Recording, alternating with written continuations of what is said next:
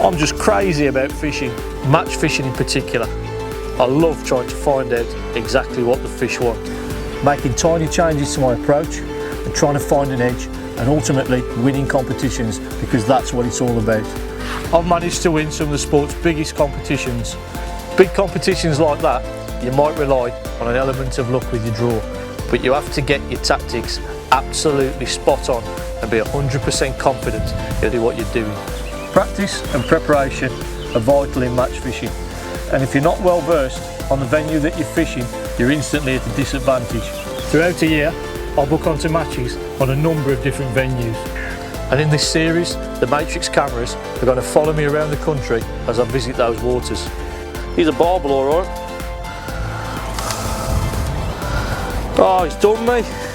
During a session, I'll have to do my utmost to work out how to catch the biggest weight of fish possible to help me pick up some cash in any upcoming matches.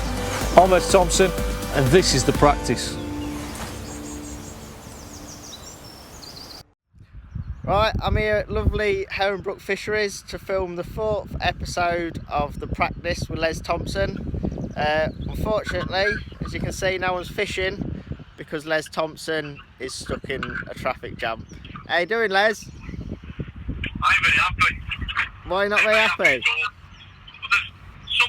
Somebody hit the wagon and then they're on fire, which I do feel sorry for them because obviously nobody ever wants to get in an accident, and I hope they're all okay and they're all going to get out safely.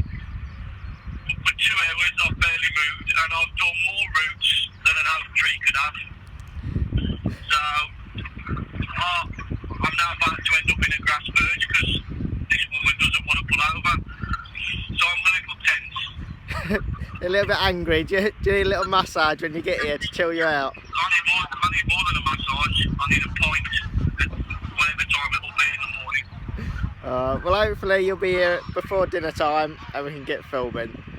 I'm moving there. I'm moving. I'm out in the country.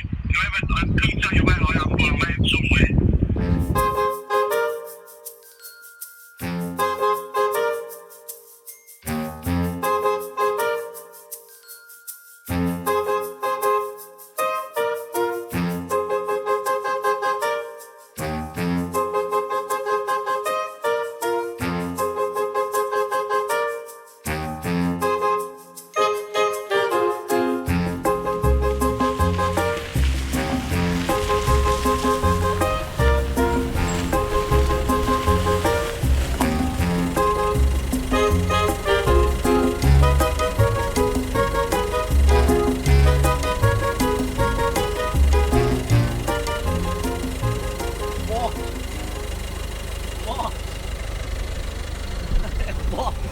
In a good mood. Oh, good mood.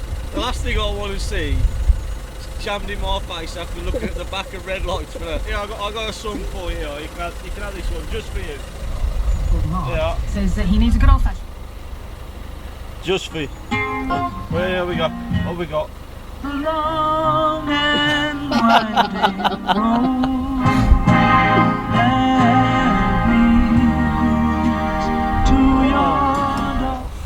Let's get started. We're going to catch some fish. I hope so. 3 hours. 3 hours to do a 1 hour journey. I mean, I hope they're okay, but Jesus.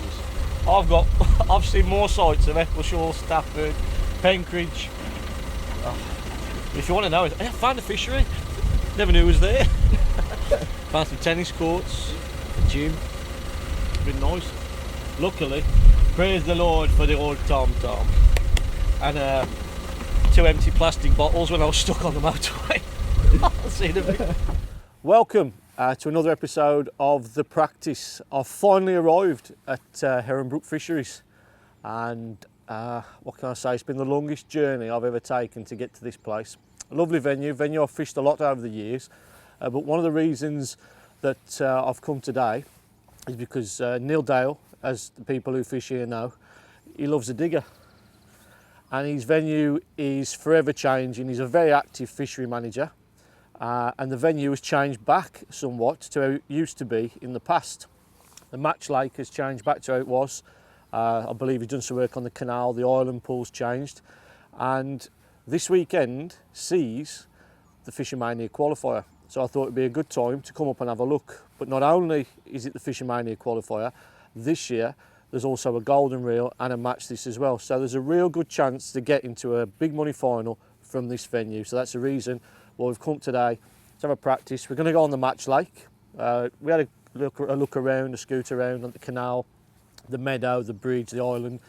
But with the match lake being altered and put back to how it was, stocked with F1s and carp, I figured that is a lake that I'd really like to have a try on.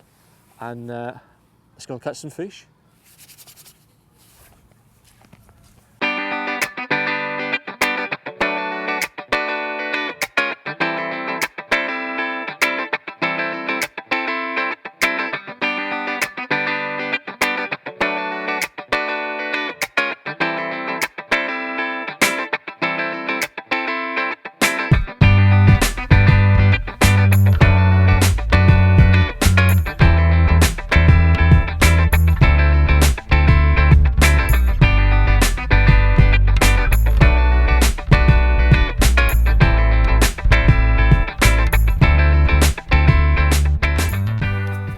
So I've got everything on this lovely little patch of gravel.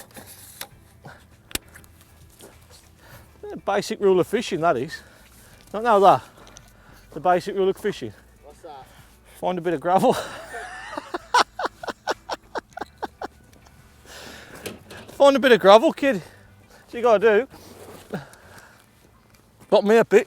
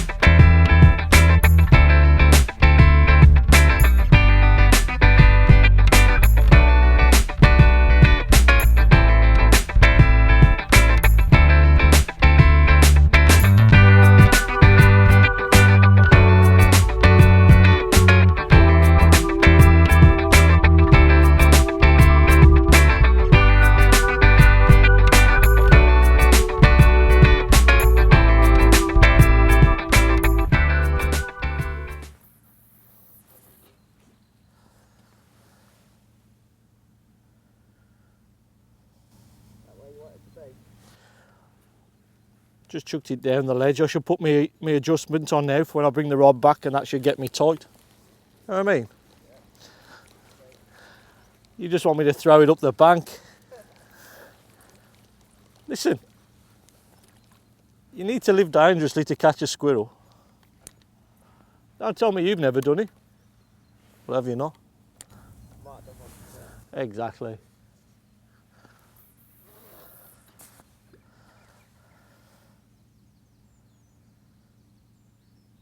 Nice depth there. Yeah. Really nice depth.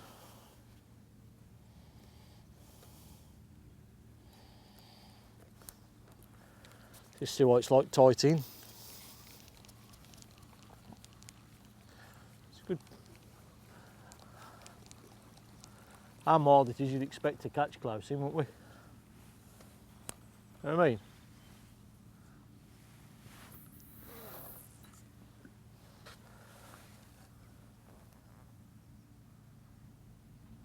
Yeah, there's a real tight up the ledge and then it just drops straight off and it stays flat. 2.5, 3 foot. I'm happy with that. You just wanted to get a squirrel, didn't you? You just stay there for that camera just to get a squirrel.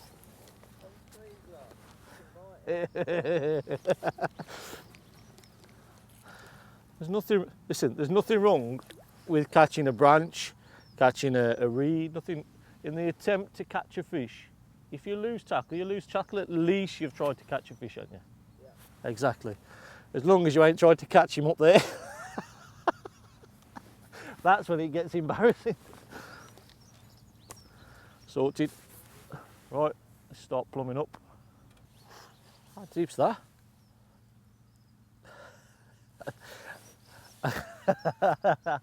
Hey, are you clocking these? See what people can't see is Craig's wearing his chesties. and Craig likes to get in and stay nice I'm not getting and stay nice and close. Now look, if I just bring this rig out and put it next to Craig, that is a good foot above. I ought to have told you that was only 2 foot deep and not let you see this bit. Look at that. How about that for a depth? And this is one of the important things why I wanted to see this lake today, because lots of work has gone on and you can still see there's still settlement when you look in the margin how clear it is. That when all the banks have been made up and all the rest of it, there is undulations, but the lake has changed. It's gone back. It's just like technically to what it was when it was a specimen lake and the little match lake was round the corner. But now this is his match lake. And that, I'd imagine when it warms up properly, you're going to be catching dead short. Look at that for a depth. Oh, let's see how much it alters.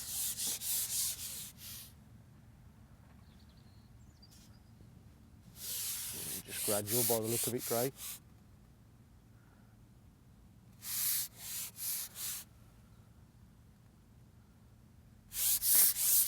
I'd expect to catch quite close down that ledge with that depth, you know.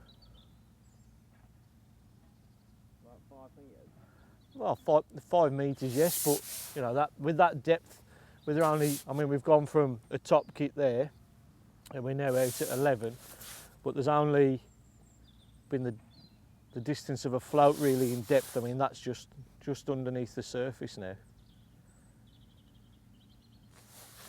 So we're pretty much, there's only 6 inches difference from that drop, which is about top kitten 2, all the way out to, that's 13 metres. It's as flat as your dinner table after that. Next to nothing in it.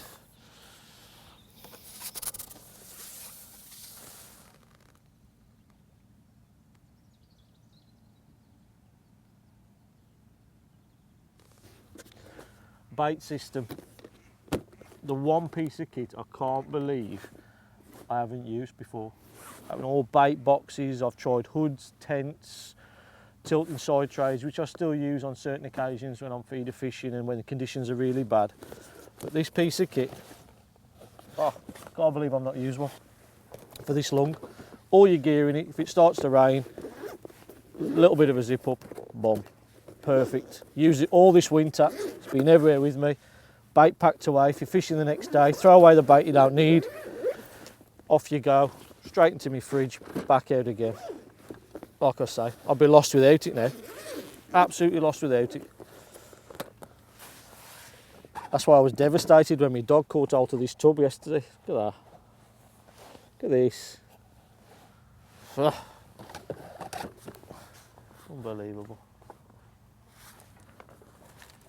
Do you do this, Craig? What, pump? Do you pump your own pellets? Yeah. Lake water, or do you treat your pellets to mineral water? Lake water, I'm not that posh. Oh. £1.77 for a pack of 8. You know, your pellets deserve the best, don't they?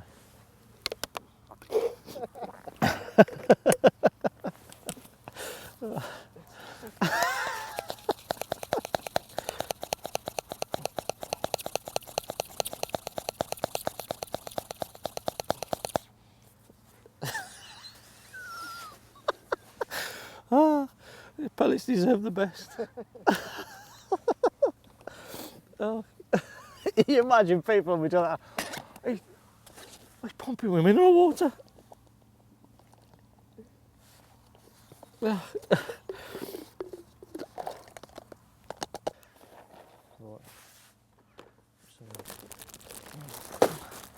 I'm starving. I had no breakfast. It took me 3 hours to get here. How do you eat yours? How do you eat yours? What do you do with yours? As quick as I can. Right. We've chosen peg 4 on the match lake. Like I say, it's a lake I've fished before, but in the past there were a lot of silver fish in the lake. and we used to just fish it with casters, and you were looking to catch big carp. Now it's changed. So you'd be fishing for silvers and big carp. Now the lake's got big carp, F1, silvers. There's abundance of fish in this lake now after all this work's been done to it. This is one of the lakes that I think's got a massive chance of qualifying. Every lake's got a certain amount of pegs, but I think this one or the meadow is the lakes that I'd want to draw. If not, maybe the stick-ups on the canal, which is a peg that anyone would run to. But there's going to be lots and lots of chances off this lake. I've chose to fish 14 metres after we've plumbed it up. We've had a good plumb around, and it, from top kit and 2 joints, it literally just drops away. There's nothing. It just goes and goes and goes and goes. It just drops straight off. Top kit, 2 joints, drops straight off, and then all the way then to 14.5 metres. There's just over a float depth, so 6 inches between the lot. So from say 4 metres out all the way to 14, it's just a nice gradual slope that just tapers away. So I've gone 14.5 metres there. I'm going to fish pellets. I'm going to feed 4 mils because of the depth, because we've got over 6 foot. And that's what's preventing my mate Craig from getting in the lake today. Sorry, Craig. So we're going to fish 4 mils. I want to keep it nice and positive, because you're only going to qualify if you're going to be positive. You're going to fish 4 mils. I'm going to have a hard pellet rig on a 0.3 that I can have it either falling slowly, or I can, what I like to do, jam the bolt right down on the top of the hook length, but I'll show you that later. I've got another line which is pretty much the same sort of depth, like I say, on the short, top kit and 4 joints just there. And 2 lines which I think that'll play a massive part on this lake. Just as you start to plumb up and come away from this bank, it just starts to fall away, and it just as it drops right there. So you're talking, oof, like I say, where that line was top kit and 2 in front of me, I've found the same sort of depth there and there. I'm going to do pellets one side, put maggots on the other. The same rig will cover it all, and that's why I like fishing this style of float, this pattern of float. They're very versatile float, and it lets me use them on different lines. It also stops me setting loads of stuff up, and I can maintain a positive setup. So I'll put maggots there. As a match would progress, hour and a half, 2 hours into that match, I'd start dripping it. As it gets to within the last hour and a half, that's when I'd start throwing more. And when those fish come in, you can really be a weight building part of your match. And like I say, we've got the island where we'll be throwing a feeder. Right, let's just have a quick run through on the bait. We did speak about that we're going to be fishing pellets, so we've got the pellets and the maggots. We've got some token corn for the hook. We've got some jellied pellets for when I'm fishing the feeder. I like to do that on the spike. Just gives it a little bit more integrity. Gives you more, like when you're stopping the feeder, the impact of the water. Just a straight expander can be a bit soft. It's something I've had a lot of fish on over the years on places such as this and Woodland View, where you're thrown towards islands and they want a soft expander. It's nice to just jelly them up and they hold on just right. While we're on the subject of pellets, they change so much from month to month, batch to batch, and I've noticed a lot lately when I'm fishing next to anglers, and obviously when wind's coming through your peg, it brings bait with you. You see floating maggots, you see floating bits of everything, but more and more since the coppens and the scretins have gone more of an oily pellet, I see more and more pellets that have gone in the water and then just float past. And it's something that you really need to keep a mindful eye on, because if it's going in your peg and you think it's right, but you ain't actually seen what it's done before you've put it in the water, it can turn into a whole load of mess. I mean, literally, if I'm fishing soft pellets, that's how I like them to be. I like to be whited out, soft to the outside, so they're breaking down, there's bits of particles there, but I like it so that there's something happening, the pellet is active. Some people just give them just a splash of water and they think, oh, that's enough. It's not quite right, because if you're using these throughout the day, they're going to dry out, and there's pellets here in all different stages. I mean, these are actually soft, but they're not too different from that. But every one of these, although some will sink at different rates, a lot of them remain on the surface, and that is what's coming past. And if that's happening when you're feeding and it's happening on the wind, you're going to move your fish, you're not going to concentrate. The bait's going to be everywhere on the bottom, That's something you really need to be mindful of. When I'm fishing hard pellets, I do like to just wet them slightly, and basically then I can try and match the feed to the hook, basically what I'm banding up. So then it can take just a splash of water, but I always try and be mindful that I've got enough so that they're all just pretty much going down at the same sort of rate. I mean, if you look at these now, these have literally just been done, but these ones are dried out a touch. And what I have found with these pellets is that you can leave them in water and they still maintain their integrity. So I believe these are a Coppins batch what Van den Eyne use, and every one of them goes down at the right rate. Whereas if you put just a splash and think you've got them right, they're all over the place. So it's very, very important that you make sure you know exactly what's happening when you've prepped your pellets, when you're going to be fishing with them, and how you want them to work for the situation that you want to use them. Right, still early spring, so I ain't going to go crazy and give them the beans and give them the old big pot. You don't want to be doing that. Temperature's just started to pick up, and the fish are just starting to move about, but we're still getting the odd cold night and odd downpours of rain that are filling the lake back up with cold water. So I'm going to start with the old biggest size toss pot and basically kick off that short line and that longer line with a pot full of just 4mm pellets just to start them off. And then I'm going to have a quick chuck on the feeder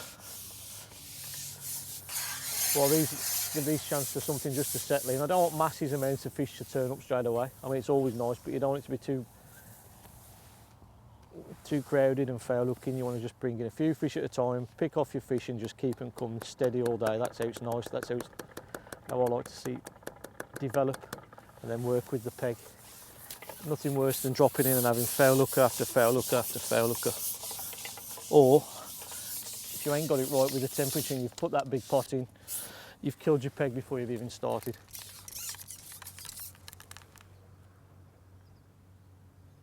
A few more.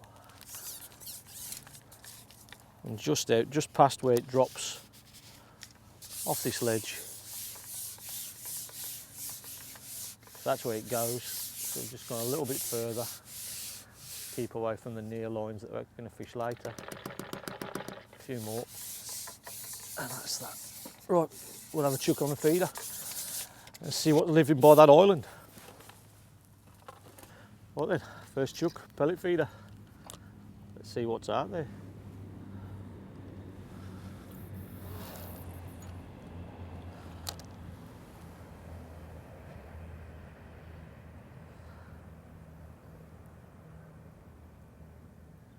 You'd expect there to be F1s in carp and that.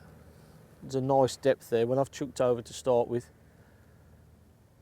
it drops right off on a ledge and then it's quite flat to another ledge about 2.5, 3 foot. So hopefully we'll snare a few fish. Oh. Well, it's took 3 casts, but there's one. I always start with a longer hook length this time of year. I mean, that's a 6-inch one, and I mean, I know people like to fish 4s and closer to the feeder, but I've fished with a 6-inch hook length, 18s hook on a spike. I always like to start with a visual bait. That's a piece of corn. I was just thinking about swapping to a white boilie or a chocolate wafter, as they call them. They've caught me a lot of fish this winter. The in vogue bait. I always thought a chocolate wafter was something I used to blame on the dog. when the wife used to ask me, what's that? It's the dog wafter. Feels like a decent fish, to be honest. I know this lake's got some big carp in it.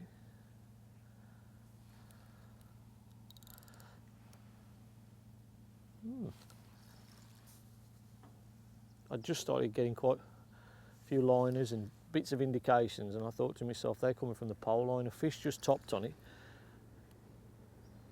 I was just about thinking, well, I've had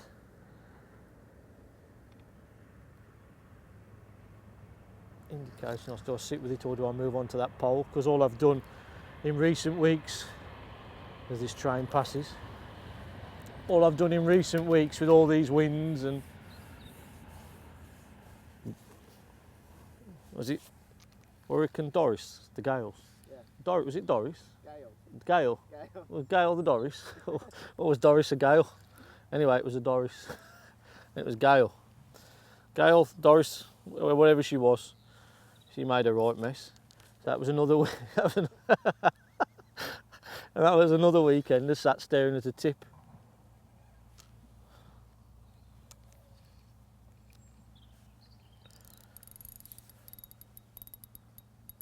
Looks like a decent mirror, mate.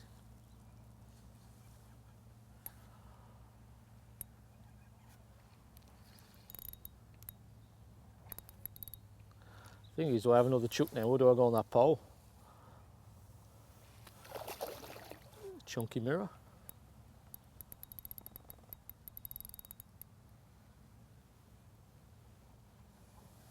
Dead simple setup again, this just a little 25 gram small pellet feeder, £6 main line. It is a light hook length, just a half 14 hook length.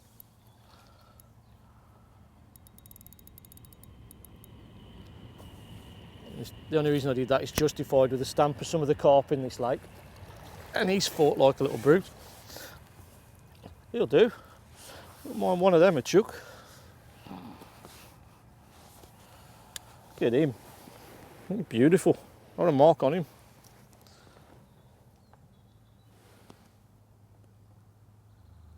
Lovely fish, that one. He is, mate, isn't he?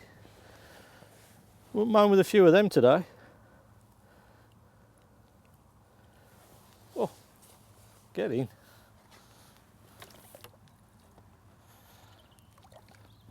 I'm sure she was called Doris, you know. I'm sure it was Hurricane Doris. No, she was Mary.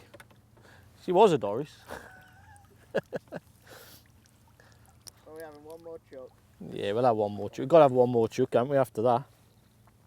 If there's a fluke. We'll have one more chuck. One more chuck.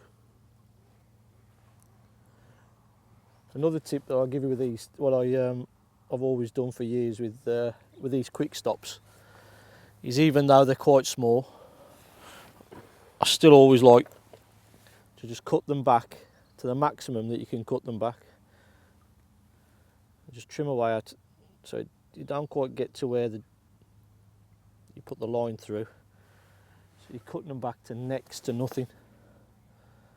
So there's very, very little in amongst the bait, but they're in there, they're keeping the integrity, holding firm, make sure that the bait stays on, be it expander or corn, but there's less plastic in there. I mean, there's some that are out there. I mean, we did a larger one and this one, but I still always, something I've always done, it's just a little habit that I've got, and I always like to cut them back. So you're going to ask why I didn't cut it back before, aren't you? Huh? Why didn't you cut it back before?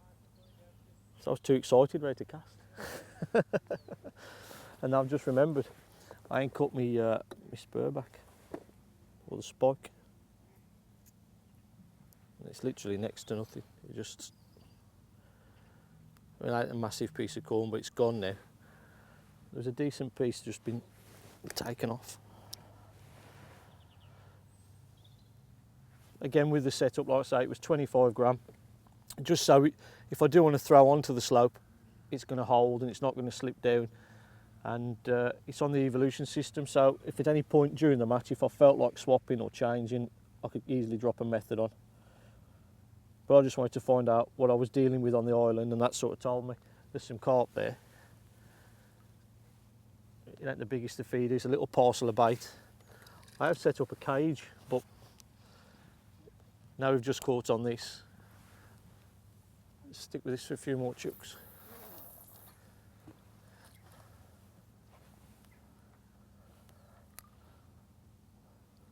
Let's see if there's another one of those mirrors.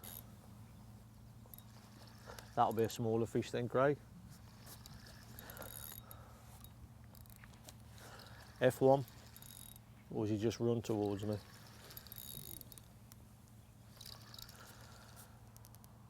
That's a carp and a few F1s. That's all fell to this pellet feeder. Whether it's quite right with the size of it, I think I could probably push it and be a little bit more aggressive, especially with me just being here on my own. But if I was to draw here on the match, I'd definitely set it up the same and then look to change it to a different size if I was chasing, because you're only after one place at the end of the day. But I keep seeing fish top on the pole line. I'm going to have a look on the pole. Oof, there's one. So I've just kicked off the line with just a few 4 mils in the pot. No need to big pot it this time of year. It's still early spring. It's just coming out of winter. Fish are waking up. You don't want to kill your peg before you even start. You just put a few 4s in because of the depth.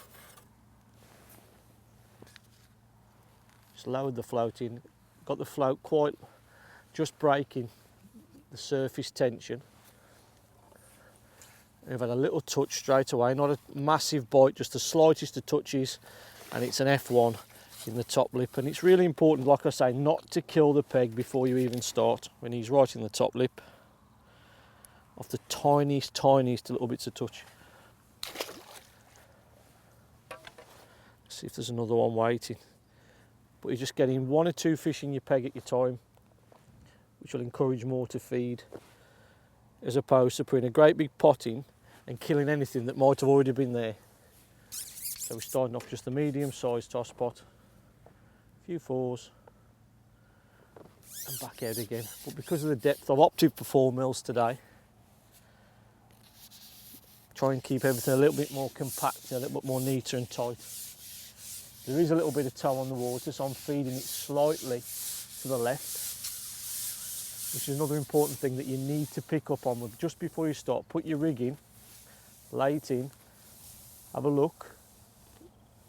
If it's pulling, make sure you feed it so the feed's coming into your ear. You don't want to be feeding and if the toe picks up, everything starts moving away from you. Lose all your fish moving down your peg. You want everything to be where you've put, so it's all coming down in a neat parcel. Say 5 or 6 pellets. Wait for the rig to correct itself. And let's see if there's another.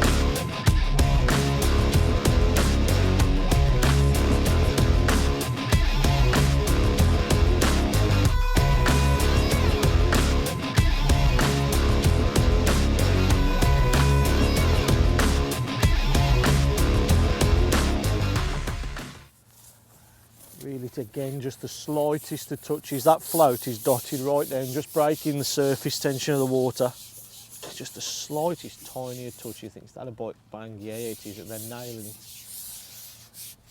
If you got any more bristle out, you just wouldn't see it. It'd just be that's why it's key with shy and finicky F1s, just to get that bristle down to as far as what your eyes will let you get away with.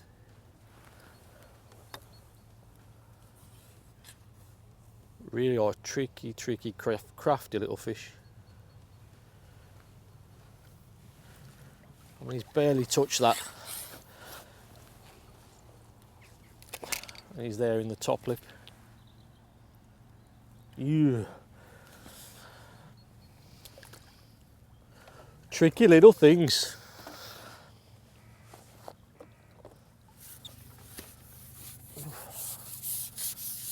There's another one. They're actually coming quite quick now, and to be honest, I reckon I could get away with fishing the hard pellet rig.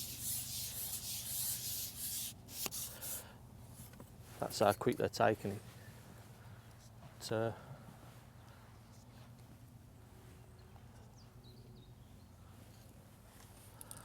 I just want to check to see whether the hard pellet rig would be better than the soft. But I'll set both up anyway, so it just gives you a better option when you can keep lifting and lifting and lifting with even more confidence that the bait's still there. So when they do switch on to the hard pellet, it's a proper bagging session. I've just spent a good 5 or 10 minutes just playing about with the hard pellet rig. It's a 0.3, and I set it up like that today because I like the 0.3 rig because I can get a small bulk close to the hook length when they're really nailing it, but I can also fish through the water with it. But all I've had is I've just been bothered by small fish, as opposed to when I've been putting the 4s and 6s expanders on. Again, that's another missed bite, and that was a small fish.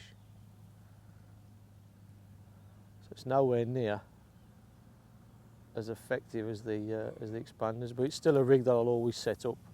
It was just worth it because I just caught a few fish in quick succession, and it was worth just having another look whether they'd take a hard pellet quicker or preferred it. But obviously not. They've turned the snouts up to it.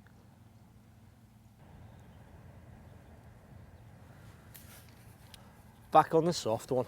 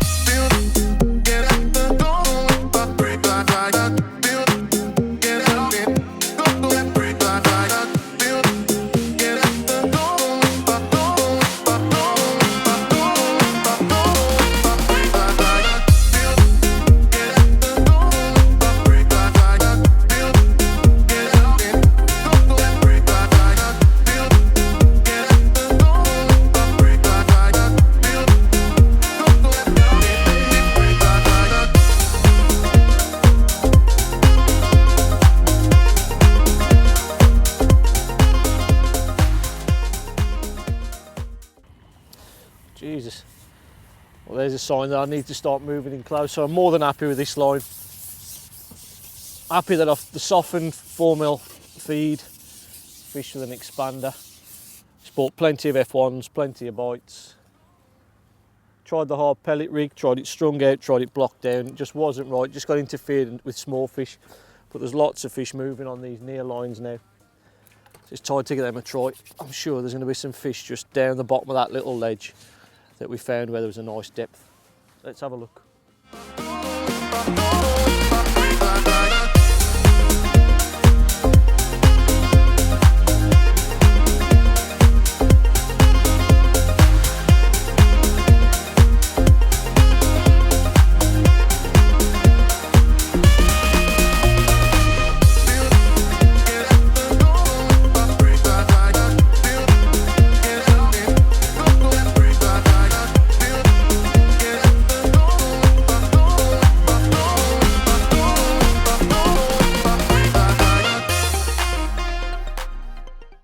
another one from the maggot line down the edge. Well, say from the edge, that 3 metres out, just down that slope.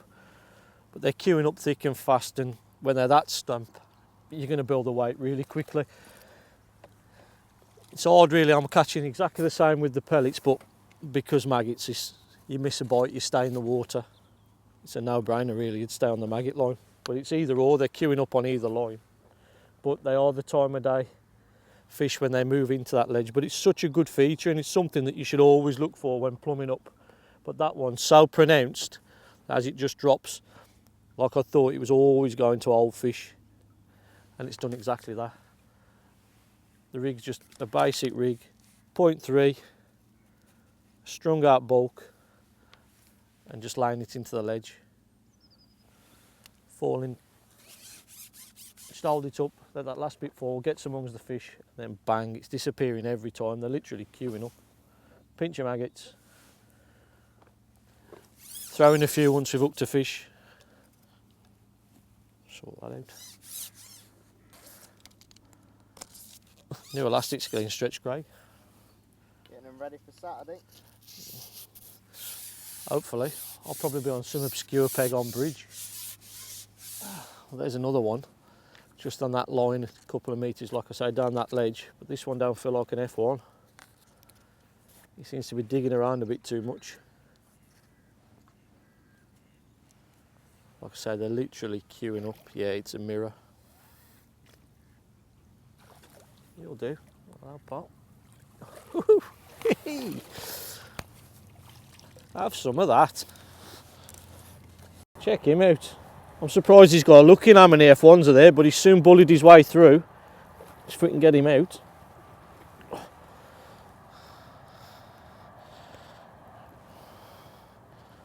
Oh, no. Spot on. That's what we're after. Like I say, I'm surprised he could get a look in how many fish were there.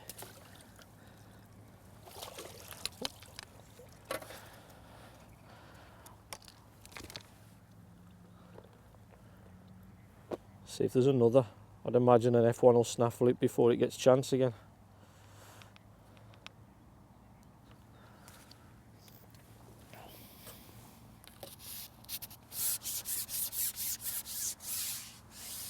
Just been dead simple. Into the ledge, line up with the marker. Just fishing dead depth and just laying it back into where the start of that ledge is. And they're just feeding up against it.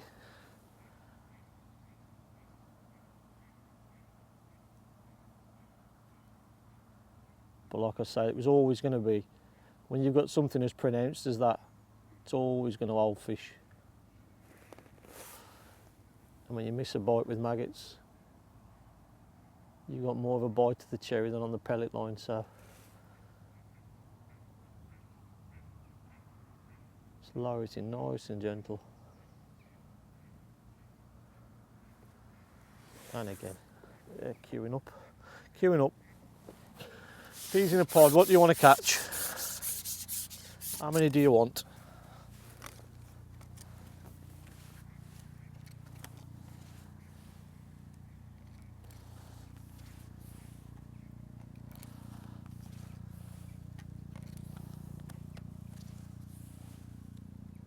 It feels heavy again.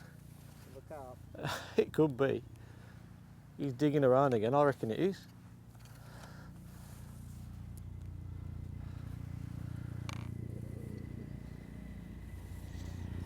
This could be the difference that we found with the maggots over the pellets, to be fair.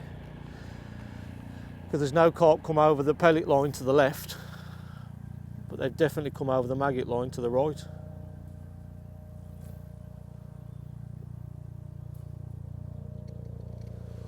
If this is another, and I suspect it is the way he's digging in. Could be a change elastic time.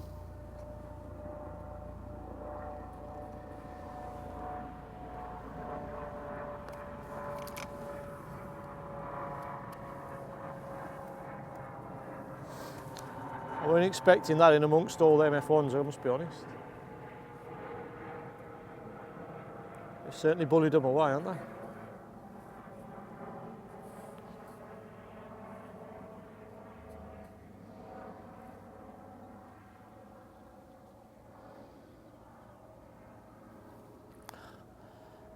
Or is it an F? A big old common.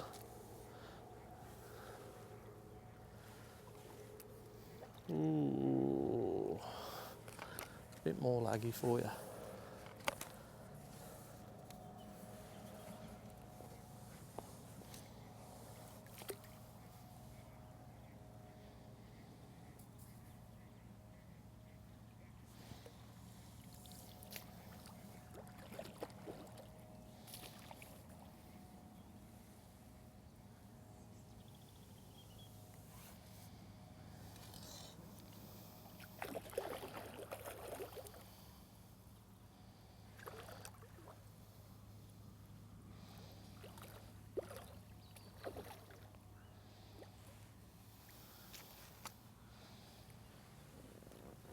Oh, you'll do for me. You'd have never dreamed of catching fish like I know 11 years back on solid elastics, just with puller kits and balancing up.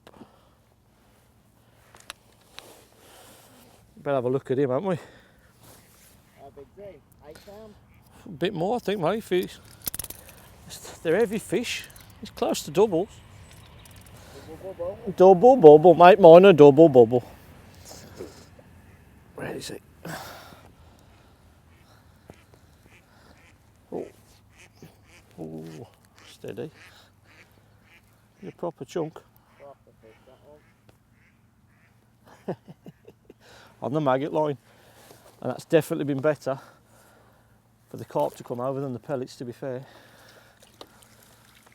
And that's what it's all about, mate. Sorting it out and having a look. Fancy another? You want to go? You don't want to go home now then? I don't want to go. I'm worried the traffic might still be there. We're going to die off by the time we get started. I don't know. I doubt it.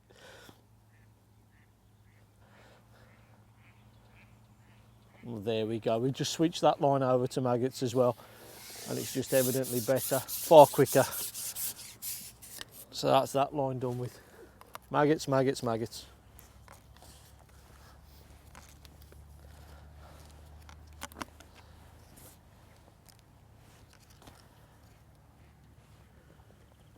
Just throwing a pinch every time, just to keep something else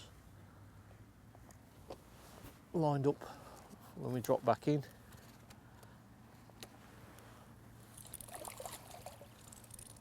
When the fish are moving that close and feeding like they are, you're going to rack a big weight up really quickly. It's a case now, when do you want to stop fishing and what do you want to catch?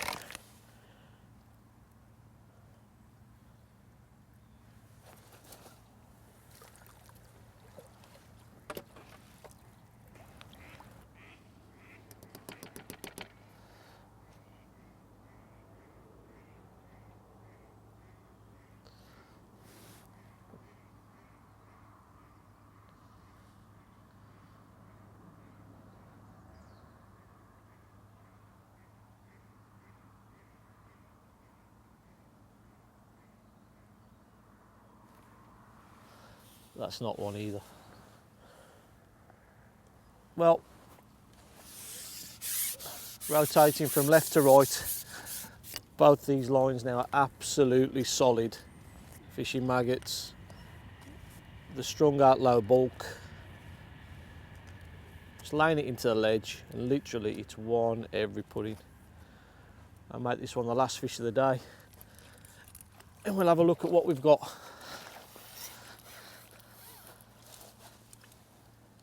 Nice pretty chunky F1 to finish with.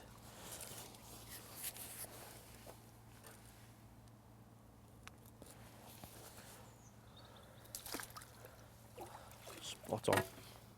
Right, I'll just quickly run through the rigs that we've used today.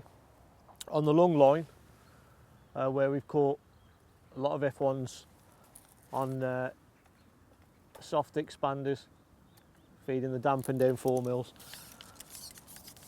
It's been one of my favourite patterns that we can't get no more, the old Matrix Series 7. 0.5 of a gram, dead perfect in this depth, lets me get down to the fish quickly. Hollow tip, carbon stem, body float, 014 main line, 8 elastic. We've got a bulk, probably, what's that, 18 inches, just short of 2 foot from the hook, and then 3 droppers. They're all 3 number 8s. Dead positive rig. 0.14 pound micron line, coming down to 0.11. And that's now an 18s. I did start on a 20s hook, but it's now an 18s. We all fish similar sort of rigs, different shotting patterns, but it's how you read it and how you feed it. Over the same line, I had a hard pellet rig, which I always like to fish on a 0.3. And I do this for the pure and simple reason, because it's hard pellets and it's a hair rig and it's a bolt effect. If the rig's falling through slowly, like I tried it today, you fall through slowly, fish can take it and give an indication of what depth they're at, even tell if they're shallow sometimes. It's just they pick up fish on the fall, they can follow it down, they can snare themselves off. Again, that was 0.14 pound micron, 8s, elastic, 0.3 series 7, and then down to 0.11 again. This time there's an 18s carp rigger. A little band on there, that's got a 4mm on. But I always like to start with that rig, and I've always liked to fish it strung out, just so I can find and range fish that are in the peg. If you're nailing hard pellets and they're taking them on the fall and you're dropping the bait out your pot or pinging with your catapult, and you're laying this rig in, they can follow it down. If you hold it tight, they can take it and then everything shoots off. It's very much like if you're fishing shallow, and then it'll tell you when you need to pop up, put that shallow rig on. Again, it's early spring, it's cold. We had a lot of rain last night, as you can see by the floor and everything that's around us. We're still getting some cold nights. Hard pellet hasn't really fired today. Another thing I like to do with that rig to make it positive, even more positive, is when I take away the airy-fairy of just it falling through, when they're really nailing it, I like to drop the bulk right on top of that, 6 inches of hook length, and then hold the rig tight as I've laid it in, and that last bit, and sometimes you find they just bang, nail themselves, because again it is hair rigged, it acts more as a bolt rig. And something I also do with the plumbing up, whereas with the expander rig, I'd plumb that to dead depth and it would just be breaking the surface tension, so everything is dead depth and I've got a level base to work from, and from then on I'd move it on up or down. I always start so that I'm plumbing up to the bottom of the body. It's something I've always liked to do when I've been hard pellet fishing. Like I say, because it's a bolt rig and you can have that bolt effect, I just find it catches me a lot more fish, and sometimes they're already hooked before they even show on the float. The shorter rig, where we've caught ever so well late on down these edges, that's again, like I say, it's a cracking, absolutely brilliant pattern, and I couldn't praise them enough. I just can't get hold of them anymore. That's the thing, we don't make them anymore. Luckily I think I got the last of them. I've just fished 0.3s, series 7s, because there was only 6 inches in depth and it was such a fantastic line to find. It just comes out and just drops away, a great little ledge to fish against. It's just a strung out bulk, quite late into the rig, just falls quite fast. Lay it in, drag it up, hold it there, and it's gone bang every time. A few maggots out the pot, a few thrown over it after you've hooked a fish to keep one waiting for the next time, and just keep rotating. We started this one with pellets first, and it was just evident, even though we were catching F1s there, it was nowhere near as quick as that one. It was just purely maggot, and we caught carp over that one, good carp as well. The feeder line, that was pretty much a throwaway line today. I know exactly what I want to be doing over there. It'll either be a pellet feeder, a method feeder, or a cage. We've picked some fish up on it. We had a carp, we had some F1s. The only line I haven't played with at all, and that's because we've caught fish on all of these lines, was the short line, the top kitten 4. And to be honest, if I was doing that line, I'd start it with pellets now, as I was doing exactly the same as out there. And if it ain't happening, I'd convert it over to maggots, like we've done with these, and just have the pellet line long. So I'm more than happy. The only problem is now I just need to draw on here on another flyer, and the man behind the lens will probably say that'll be easy, but that won't be easy. That won't be easy. Right, let's have a look at what we've got. Well, the day that started in a bit of a strange way with a delayed start and struggling to get here on time because of the troubles and traffic on the motorway, we've ended up with a real nice day. We've had a fantastic time at Heronbrook. We've caught some great fish, Lots and lots of F1s. This is just the one keep net. There's still a keep net to empty, but we're going to get these fish back now and empty that net out so they're nice and safe, ready for another day. I'm really looking forward to this weekend, so let's return these babies.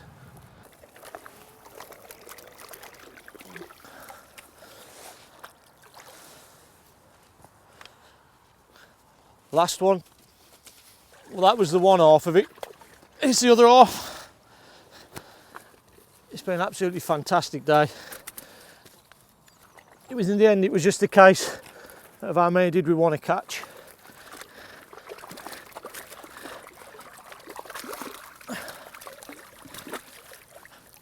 I reckon you're going to need a proper weight the weekend, especially if it stays mild like this. Well, that was a really enjoyable session. I know it's really hard to gauge sometimes because on venues such as this with lots of fishing and you're the only one on one side of a lake, things don't seem to stick out. You can catch doing lots of things. But today a few things have presented themselves. Hard pellets didn't work, soft pellets were evidently better, and so were maggots. So at least I've got some sort of a plan if I draw on this lake, lines that I want to fish and baits. I'm looking forward to the weekend. First qualifier of the year, Fish O Mania, Heronbrook Fisheries. I just want to draw. Fingers crossed. I'll see you soon on another practice.